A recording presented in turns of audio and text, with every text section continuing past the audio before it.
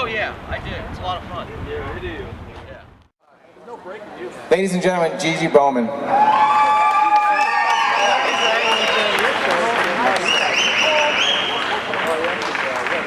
Hello, everybody. I brought my camera so I can take pictures of you. Put it on my Facebook page. Can you hear me?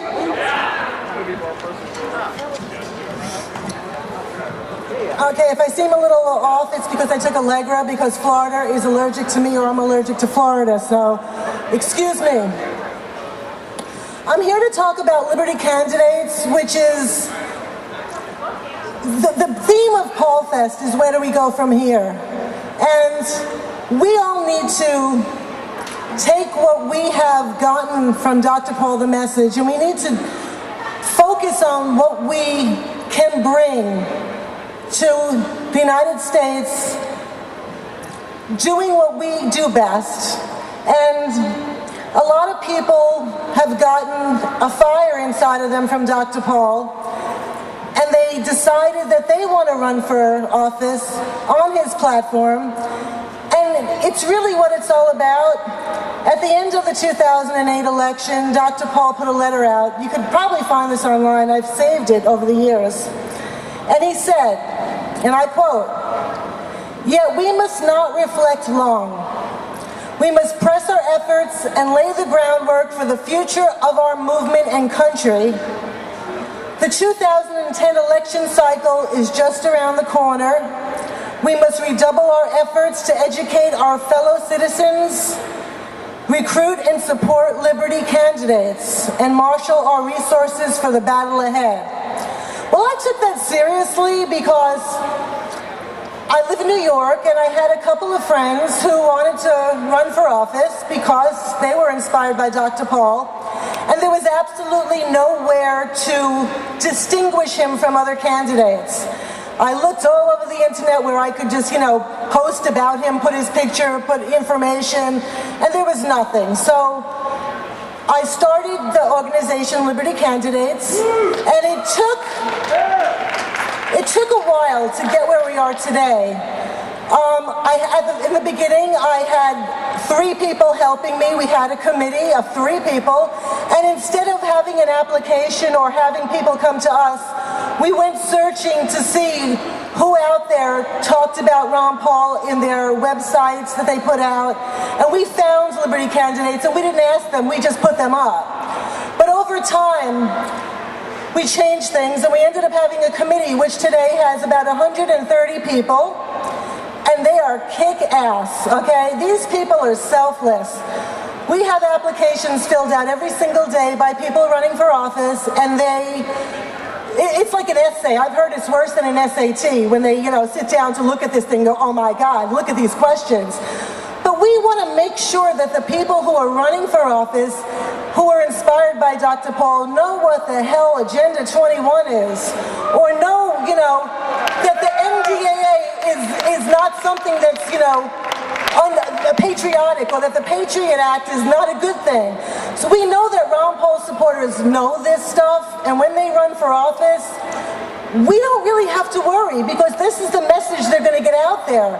But there's a lot of people out there calling themselves Liberty candidates, and they're not. So we need to distinguish these people, and we need to put them on a pedestal, because Ron Paul supporters are some of the most educated, well-read. They've read books that, nobody would even think of picking up, like, Bastien Delors, people who are Liberty candidates are special, okay? And I just want to make sure that it's so special that in Florida today, and the people that live in Florida have someone important who was a Liberty candidate, and he's special to me because he helped me in the beginning. He was one of my first committee people, and he was one of my first Liberty candidates. His name is Alexander Snicker, and what he's doing in Florida, I hope that anybody who is here from another state will really listen to what he's saying, because it needs to be duplicated. He's gotten people together all over the state who are also liberty-minded and inspired and running for office, and he'll tell you about it. So I just want you to, I'm going to preface him because what he's doing is what needs to be done all over this country. The people that are running, we don't care about things like party. We could care less what party you're running. We don't ask you what party you're in because it doesn't matter. Party is a vehicle for running for office. Remember that. This whole Ron Paul revolution was not supposed to be about right or left or party. So if you decide to run for office, look in your area, see which party that you run in would be the better vehicle for you to use, whether it be Republican, Democrat. Don't discount running as a Democrat. Imagine running as a Democrat on a platform of liberty and, trying to repeal the NDAA. I mean, this is something that can be done because we're smart enough to figure out that we can do that. So, Dr. Paul's message has really reached everyone, and though we have people who think that running in the Republican Party is the way to take that message, for some people it might be, and some people might go to the Libertarian Party. I mean, I've had in my town, all of the Ron Paul supporters took over our Libertarian Party, so now it's the Ron Paul Libertarian Party, which I kind of like.